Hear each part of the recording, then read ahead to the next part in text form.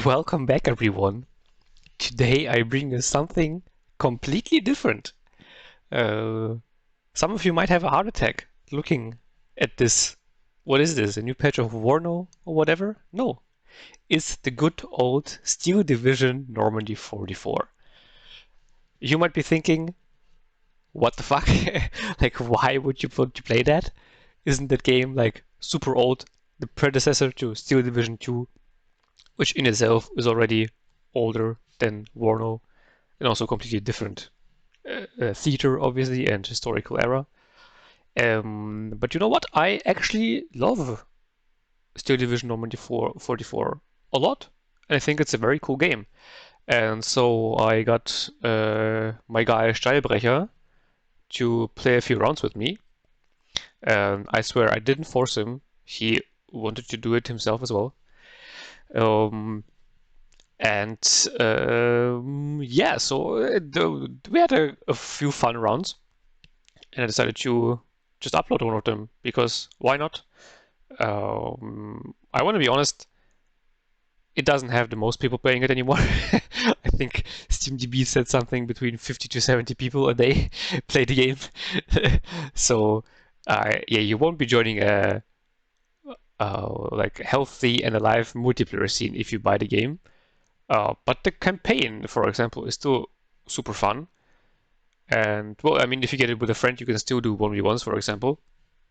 Um, and yeah, well, just the campaign itself is honestly almost worth it on its own.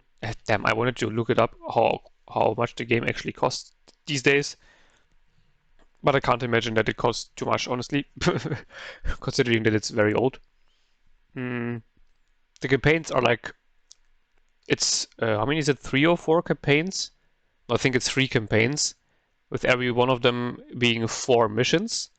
But the thing is that the missions are tied to each other in the sense of that you oftentimes have a mission where, for example, the units that you save in the mission before, you will have them in the next mission. And so, well, the worse you play in the mission before, the less stuff you will have in the next mission. And I thought that this was a pretty cool concept of, having handcrafted missions, but connecting them together so you don't, just sacrifice everything in one mission to just get to the next one. You can still do it, but then, it will make it actually harder to win the next one. But yeah, getting into the multiplayer actually. So one thing that you will obviously instantly notice is how super small the map is. So the scale of the whole game is a lot smaller, even compared to Steel Division 2, and then obviously astronomically smaller compared to Warno. But honestly, I don't think that's bad. I think that's actually pretty cool. That you don't have a giant battlefield that you're fighting over and just a lot less unit to control. Um, and that just makes every single unit more valuable. And that's I mean I understand the coolness of having a big map, a lot of units, and so on and so forth. But I also like this philosophy quite a lot. And while the map is small, um, how to say that? It's like there's so much more to micro about. Like every single tree line here can be important. While, I mean, sure, like for example, in Warno or in Steel Division 2, tree lines are obviously also important, but like every single one of them, again, is a lot less valuable than one of them in Normandy 44 is. And in general, there's just a lot of times the sidelines aren't that big. This map is a bit of an exception, with like the pretty much big open field in the center here, and then the open fields in the back there.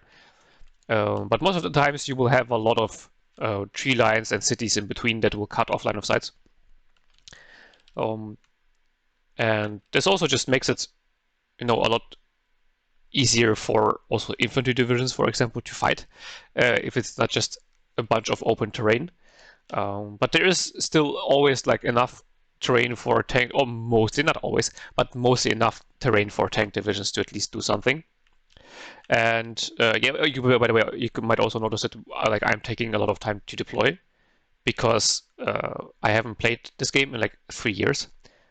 And by the way, let's go over the divisions. So I'm playing the 2nd Panzer Division of Germany.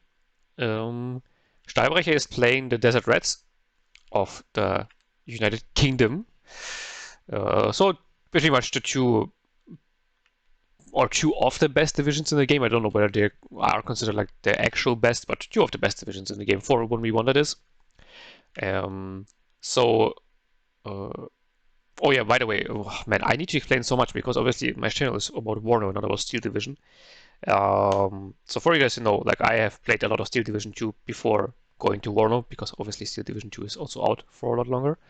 So in Warno you just have a 40-minute game and that's it, right? Here the game also lasts 40 minutes, you can see it here, but the game is divided into 3 phases, A, B, and C. So A is the first 10 minutes, then B is the next 10 minutes, and C is everything after those first 20 minutes. But because this is a 40-minute game, so C phase lasts 20 minutes. You can see the numbers here. These indicate our income per phase. So you can already see the income isn't the same. Stahlbrecher gets more points in A than I do. This is ticks like the points you get per minute, so this is the same as in Warno. You get income per minute. But it's variable, as I said, so he gets more than me in phase A. But then in phase B, I get more than him, and then in C, it's equal. Well, in this case, the difference between our divisional incomes isn't like super great, but there are other matchups where it is definitely the difference can be a lot higher. Where like one division gets way more in A and then way less in C, for example. And contrary to Steel Division 2, in Steel Division Normandy 44, you couldn't freely pick your income with every division. The division was like hard-coded, or like the income was hard-coded into the division. And while this is, like some people might say, well, that's boring, I think that was cool. Like, that made the division so much more unique. Like, of course, it gives you less choice, but in Steel Division 2, for a lot of time, you also didn't have a lot of choice, honestly. You have like 6 or 7 different incomes, of which most of the time like 1 or 2 were actually viable, at least in 1v1. And in team games, it was just the same, just a different type of income was viable. It was basically always the income that favors you late game. Nowadays, it's a bit better, but overall, it's still, yeah, you don't really see a lot of diversity. So I think this concept was pretty cool. You overall just had less divisions, but every single one of them was so much more unique. You also can't pick the veterancy on your units. Like, your units come in the veterancy that you get with the division. Again, making the divisions more unique. And also you can see that there is no forward deployed, or you saw the game has already started now. So not like in Warno, all units start like at the edge of the deployment zone. And for the beginning, you can see I started with the recon here, pretty far in the back, then an anti-tank gun, a puck, that will move up this forest line and control the open. A lot of my units come in half-tracks. This is like not a half-track that bought in a unit, this is a half-track, I can barely see it because it's in a forest, with a 75mm support gun. And then on the top side I had my big attack, so you can see there's like a command vehicle with them, which upvets my units. And then I had a Panzerschreck deploy here, and the Panzerschreck came with another half-track which is armed with a 37mm cannon that just killed an enemy AT vehicle. Those are honestly pretty good, especially if you have a command together with them. Mine come in a double vet baseline, and then with the command next to them they are triple vet, which makes them fire super quickly and pretty accurately. And yeah, so the idea was that I wanted to try to take the forest early on, and then from there on out I could get the control over this area, and that would make it easier for me to get an advantage.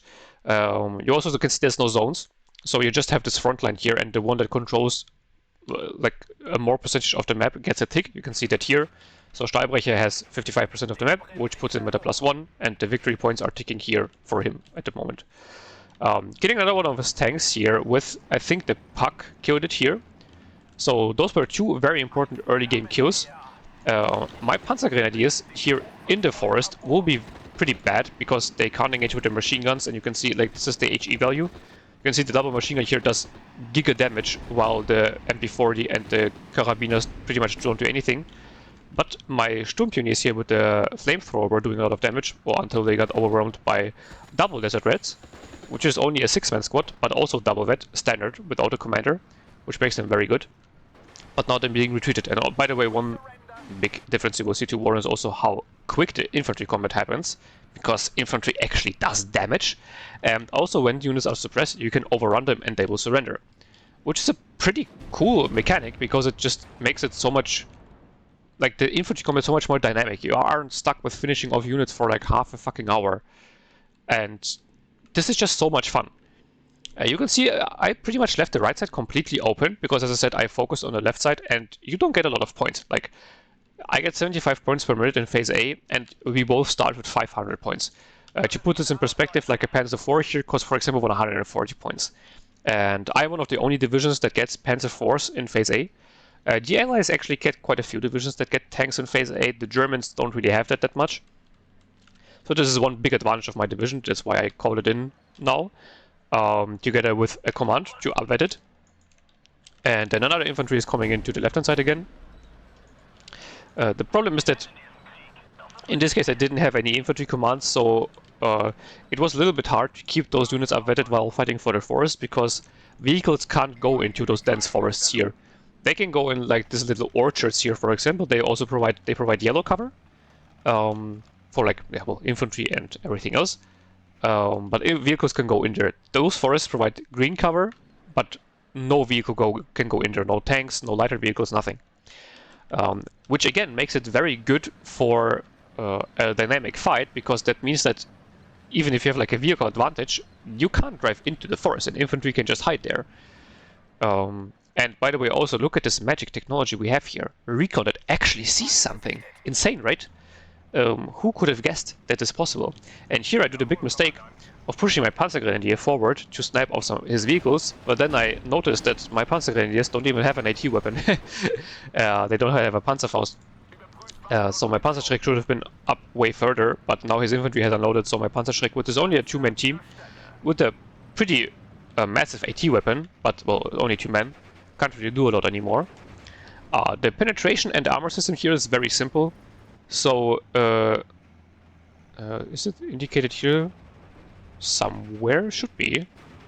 Well, I think it's not here. Well, oh no, it is. No, it isn't. Okay, because here you can see the AP value of this, for example, is 5. The AT launch here doesn't have an AT value indicated, I guess, because it can't bounce and just will hit every time. But yeah, this, for example, has a penetration value of 5. This has an armor value of 2. Frontal armor value. And so every point you are above the armor value gives you like 8% penetration chance. By the way, a nice kill on the Stuart Recce by the pack. And penetration also scales with distance. I think it's like 1 penetration per 100 meters or something. I can't remember exactly. But yeah, that's the basic system. Obviously here you can also bounce shots. So, I mean, pretty standard for World War II games. By the way, my Panzer IV getting another nice kill. So I'm just pushing through here. Yeah, penetration actually does matter, and the RNG can fuck you over because, I mean, the penetration also matters in Warno, but it just matters for how much damage you do. Here it matters a lot more because it's the difference between doing no damage or doing damage. But you can obviously also get cucked by just RNG, and well, you can get unlucky and just bounce. Here I was driving the half-track with the machine gun just forward very cockily to see whether there is something firing at it, and well, there was, in fact. This vehicle here is very nice because it doesn't have any AP value, but it has HE value. So it is a very nice support unit against infantry, or, I mean, it can pin half-tracks, but in this case it should have been engaging infantry, but there wasn't any spotted. The problem is right now that on the left-hand flank I'm kind of losing the forest. His infantry is a lot worse in forest fighting than my close quarter specialist, so the Sturmpioniere, but a lot better than my Panzergrenadier, because as I said, they have like abysmal damage output in the forest. This unit was deployed a little bit too aggressively. I realized it just in time and unloaded just here. And yeah, you can see like it just does a lot of damage and suppression damage with its flamethrower. So those units are insane. And then look at the Panzergrenadier just not doing anything because it can't use its double machine gun. Here, meanwhile, I was moving forward my Spähtrupp. So the Aufklärer together with the Panzer IV. Now it's a little bit overstretched because the half-track support around it has died, also code in AA. So I only get the 20 moves in phase A, but they're double vet, so that's pretty nice. Panzer IV here unfortunately misses the Stuart 5 Krieg, or whatever, however you're pronouncing that, which is one of the strongest parts of the Desert Rats, because this is a Stuart that has double machine guns and then a 50 cal on top as well. So these things shred infantry once they find them. And they're recon vehicles, so they have pretty decent sights. They're obviously not good, it disappeared now, but they're obviously not good enough head-to-head fight against a Panzer IV especially. Even at this very short range, like you can see the Stuart just bounces and then I one-hit him. But those are super good against infantry. But yeah, once again, the forest fight here not going too well for me. Now I'm getting double teamed and he has a lot of infantry here, but the good thing is, if he has a lot of infantry here, it's like the same as in Warno. If your enemy has a lot of units on one side of the map, you know that the other side of the map is more open and you can try to push there. The Spätrupp pushing up very aggressively because I really want to have vision information around my tank. Because it's just very important. Here I get the ammo storage crit, which does a lot of suppression damage and removes, I think, half of my ammos. Yeah, half of my ammo. And then I get double teamed by 2 Cromwells, which kill me, which is very unfortunate. Especially because here this abbot of Chantry tank. Those 2 numbers are, the higher one is the penetration value, in yellow just like it's in a stack card. And the bottom value is the highest armor, so you can see it has only 4 armor, which is super low for a tank. So it was pretty unlucky that my Panzer IV didn't kill it and got critted by it. But I mean, yeah, these things tend to happen. Pushing forward the other Spätrupp as well to get more recon information, because the push now has kind of collapsed, especially because I lost the Panzer IV and it's very strong, but yeah, as I said, it's cost 140 points. It's almost 2 minutes of income in phase A for me. A second one is already on the way, but yeah, well, the Cromwells here will now finish off all the stuff that is left. And the left-hand side is also lost. For the moment at least. I just have a bunch of half-tracks here that I can't use because, as I said, you can't drive into forests. So my half-tracks here, they can be very strong, but just not specifically in the forest fight. And as I said, I think that's very cool, because that gives infantry an actual use case on their own. Yeah, well, the Spätrupp here now providing very important recon information. This one here unfortunately being overrun by the mod rifles. And because they are so close, machine guns can't be used at below 100 meters. And that's also why the Panzergrenadiers couldn't use them in the forest. And so now at this range, I mean, the Spätrupp in general is obviously much worse than a dedicated infantry squad, but if it can't even use its machine gun, you can see it will do like half the damage it would do. Well, not completely, because it can't use its MP. The MP40 obviously has a maximum range of 100, so it can't use all its 4 weapons at the same range. But either way, a machine gun plus the G43s would still be better. And now I lose both the Spätrupps here because I overstretched both of them. And this is pretty bad because I only had 1 card of them. So the only Spätrupp I have left is the one on the left. I still have the recon vehicles, so you can see we are in phase B now. So the first Puma is coming in. Nice little vehicle here. Like it quite a lot. They are also pretty strong just on their own. They don't have a lot of HE, but 10 penetration is pretty decent for such a light vehicle, and it can spot for itself, more or less, and gets double vet.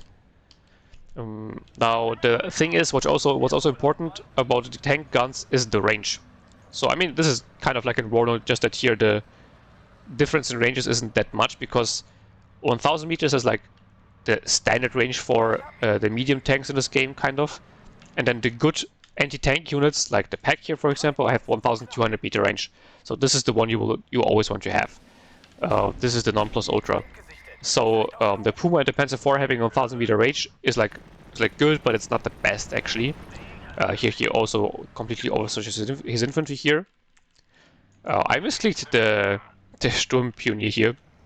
It happened to Stahl and me quite a lot, because I guess maybe that's because the game is old. Sometimes you think you have selected a unit, but you haven't selected it completely, and then the game doesn't register you selecting it, and it's just weird. And it happened to both of us, so if it's a skill issue, then it's a skill issue of both of us. Yeah, I mean, don't need to beat around the bush. Like, the game is old, and you will definitely notice that it's old, but it's still very cool. Now the SDK is at the 258, so this is again the half track with the light support gun. It's like doing good work suppressing those units here, but it can't really kill them at all. And they are firing at it with the 50 cal, which, I mean, I guess it technically can kill it, but it will take a long time. But a Panzer IV recon tank is coming in for the left-hand side as well.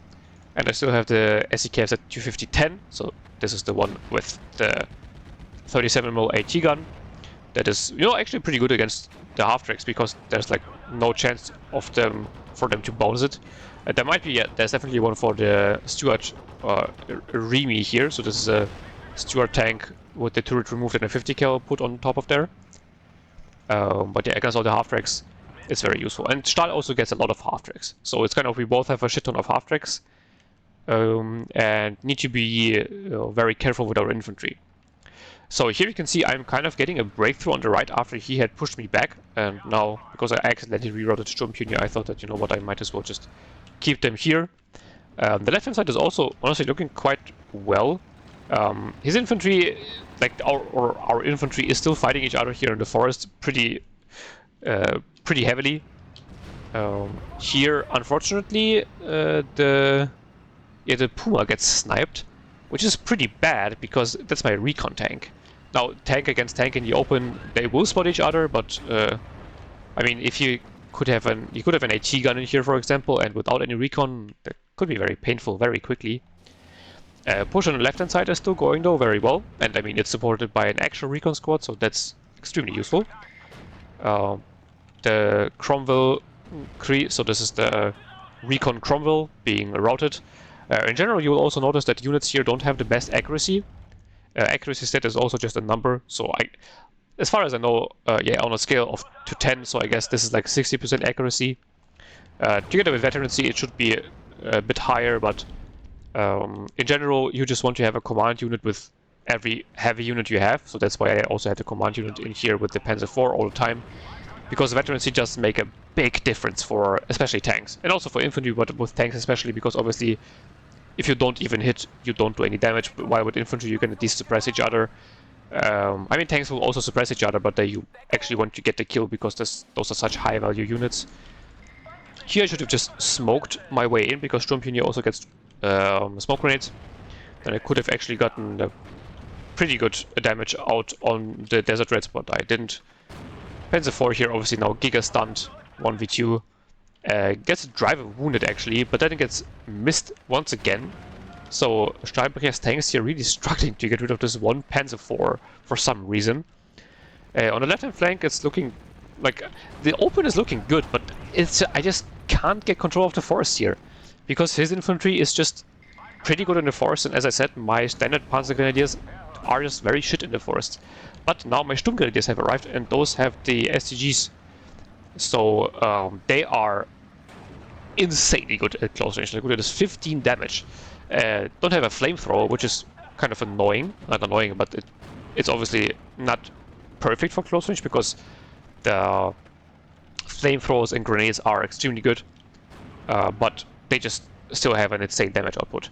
And now here you can see the Achilles has arrived. So this is the British M10 outfitted, or the American M10 outfitted with the British 17-pounder, which is an absolute beast of a unit, and most importantly has 1,200 meter range. So I immediately need to beat the retreat, especially after my Panzer IV J gets weapon jammed, so it won't be able to fire at all. Instantly call in a supply truck to repair it. Right inside, I am being pushed back once again. A Stuk has arrived to the front, but one Stuk is up now against like 4 tanks or something. Puma also arriving to get some more recon information up. But yeah, it's not looking too great, because the Stuk is unvetted, and as I said, like you can see, it's not able to hit anything. And the Panzer IV is completely routed, so it can't do anything as well. Calling in some more infantry, because I just need something to spot for me, and if I can't have any recon, then I at least need some infantry. And also, by the way, one thing I want to say, if you ever wondered why, for example, Fletchers and Warno have 100 meter range, it's because of Steel Division, like 2 and also Normandy 44, where sightlines in the forest are exactly 100 meters. meaning that satchel infantry actually has a place to use its satchels. No idea why they just like copied the system into Warno where it just doesn't work, because the sightlines in the forest aren't 100 meters, so you like rarely get to use your satchels. I mean, you get to use them in the towns, and even there it can be wonky with like the whole sightlines and buildings bullshit. But here it just makes sense. Like, you have a 100-meter range in the forest, so flamethrowers and satchels can be used in the forests. Like, and the submachine guns that have a 100-meter range. That makes sense. Right hand side here now, you can see there's a lot of tanks here. And also strong tanks like this. Autocar M3 only has a 100-meter range, but double vet. Pretty good AP value. Also, I mean, the accuracy isn't the best, but it's double vet, so it's kind of fine. And it's not the most expensive one. This Panzer IV-H still alive. He just can't kill it with all of his units here. But it also can't do anything because it's constantly routed. And now my infantry here is struggling because he has the Cromwell 5 up. And, well, I have nothing to counter it here.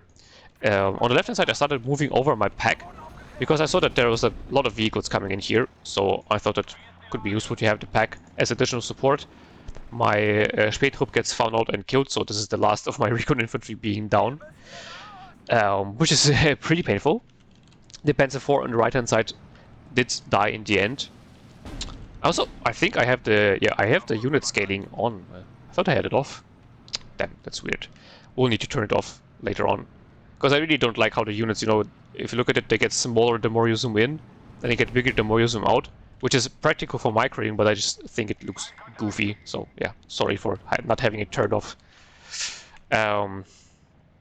It's not what I like. Panzer 40 got a nice shot on the Cromwell, but then bounced the second one, which is pretty unfortunate considering the 14 pen against 7 armor. This is a command tank and an ace, which is also something you won't know from Warno. Gets a nice kill here, by the way.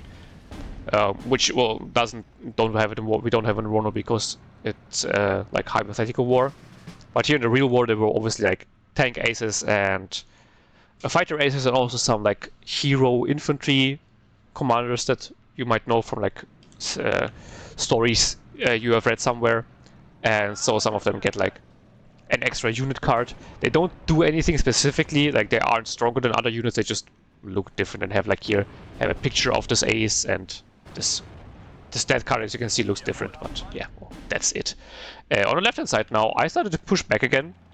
The recon Panzer IV providing some nice recon information, and then his recon Cromwell just missed mine at like this short range, and then gets critted by my Panzer IV. So this was honestly pretty unlucky for Stahl. Though then the Panzer IV misses again, but the Cromwell is routed, so it doesn't really matter anymore. But yeah, this is very bad for him now. Cromwell was dead. I think the Achilles here died as well. Yeah, it did die to something. I guess the Panzer IV most likely, because a Puck wasn't even in position and is too far away to get sniped by the Panzerschreck, has a 200-meter range. And in this position, I decided to just drive through the SDKFZ 250-10 with a 37mm AT gun.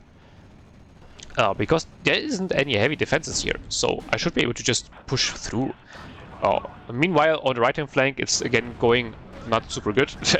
The Panzer IV command tank is being stunned down by just everyone, and the Stuck has already been routed. There is a Panzer IV recon tank again coming up, and I am moving forward the pack now, because I really need the additional support against all of his tanks. But yeah, the Panzer IV got routed and then they got sideshot by the unit here, which is, yeah, this is another Achilles. So, yeah, that was a very painful loss. But the thing is, the SDKZ 250-10 here just pushed through, and you can see there's a big boat here. And this is also one thing that just makes this game so much more rounded. Like, Recon in Warno isn't only shit because it doesn't see anything, it's also shit because Recon in this game was like useful to see stuff, but you could also use the front line to scout for additional information, because this here, for example, tells me that there's nothing here. Like, I don't need a scout to tell me this. I see that by how the front line is formed. Like, because like the front line is held by I didn't even say that, so sorry for that. But the front line is held by, well, just units. So If my units here die, you can see it's being pinned down, so the front line collapses. If his units die, the front line collapses for him. In Warlord this doesn't happen, but Recon is even more blind than in this game. So you just have infinitely less information, and that for me just makes no sense. Like, why? It's not like this division, like this game is super dumb because everybody knows everything all the time. Well, no, you don't. You still need to scout it out. But like, if you have a scout there, you can at least be sure that you will see things. And yeah, well, now the puck is it's not even in position. It's still moving forward. You can see instantly getting nice value by killing the command tank. Now this Cromwell here is being sideshot by the 250-10, which is pretty dangerous for him because he only has like 5 side armor, and this is 5 penetration. So I mean, it's not the greatest, but it can still penetrate, and it can also still stun. And together with like the Stuck coming in here from the front, and here for example you can see it doesn't do damage, but it knocks out a screw for 10 seconds. This is pretty bad for him. Push on the left hand side has completely failed. Once again, all my tanks are dead. I do have like okay control over this forest here, but I don't control this forest patch. Yeah, well, I mean, the recon was just a big problem for me this game. I am pushing him, and you can see I have been ticking at a +1 for a good time now, but I just can't see anything. Sturmgrenadier, though, just deleting his field engineers, and this is a flamer unit, as you can see. Like, Sturmgrenadier are very, very good, especially because they also get a Panzerfaust, so they can defend themselves against vehicles as well. Extremely useful to have. And on the right hand side is looking pretty well for me though, so the left hand side has failed, but now the right hand side is going extremely well. Panzergrenadier are pushing forward. Those are the cheaper ones without the AT launchers, not the AT launchers, sorry, without the Panzerfaust. Well, I mean, it is an AT launcher technically, but you know what I mean. And now the Stuck here got its first shot against the Achilles. I guess the Achilles was facing his turret somewhere else, because I think the Achilles has come with free vet, so it should have gotten the shot off first, but it didn't. Anyway, well, it didn't get the Stuck got the first shot off and hit, so yeah, that was pretty unlucky for him, and now he has to beat the retreat with his units on the right hand side. Meanwhile, he is getting a pretty big salient in the center, because there's just nothing there anymore for me to hold the center. But I'm still at the +1, so that's kind of fine for me. I will need to call in some new units to defend that, or like try to hold the front line so that he doesn't use this the salient to his advantage, because he could easily cut me off here, for example, if he has enough units in the center and drives through. Like, there's not much I can do, especially because I can't even see anything because of the missing recon. Yeah, so I will need units to go in there. Panzer IV is already on its way, even though it will be completely blind, but it will at least hold the front line and prevent him from pushing in, because yeah, he will see that something's there, and that's the point where Stahl surrendered. Got a pretty nice KD. Yeah, you can see also it's an old game because, like, for example, my profile picture isn't even shown correctly. Yeah, it was a super fun game. Looking at the kills, you can see the pack here did an amazing job. This was the one on the left-hand side. So did it actually kill the Achilles? That would be weird. Well, I mean, it obviously did, but yeah, overall, did get a lot of value, and that's what you want to get out of those packs. Have them in some defensive ambush position. You also want them to have vet, so if they don't come with 3 vet, it can actually be useful to have a command next to them if you can afford it, because it makes them infinitely more useful. And also, AT guns with 1,200 meter range are just invaluable.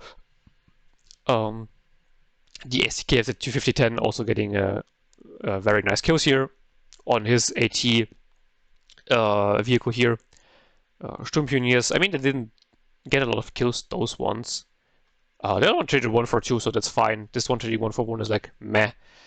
Here you can see this little 258, so this is the light support half track. Getting 2 infantry is pretty nice. Panzer IV-H, I think that's like an okay kill. It's because the Stuart 5 Cree, they cost like 110 points. And the Panzer IV costs 140, so this is already a pretty good kill. And then you get it with the other 2, yeah, that's actually okay.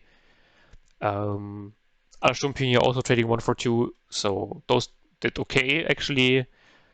Then the Panzer IV-J, so there's the recon variant. No, this one did get an Achilles, so I guess the AT gun must have gotten an Achilles later on as well. So yeah, his Achilles were kind of struggling, honestly. Or Achilles, I guess it's because it's Achilles would be the German pronunciation, but it's English tank, so that doesn't make any sense. So the Achilles were struggling. Yeah, this Panzer IV didn't do shit. It killed one abbot of Chantry, and that's it. But I mean, look at the Sturmgrenadier. Like, this is just insane. 3 field engineers. Those are small squads, so I think they're 5 or 6 men. So they aren't the best, but they have a satchel charge.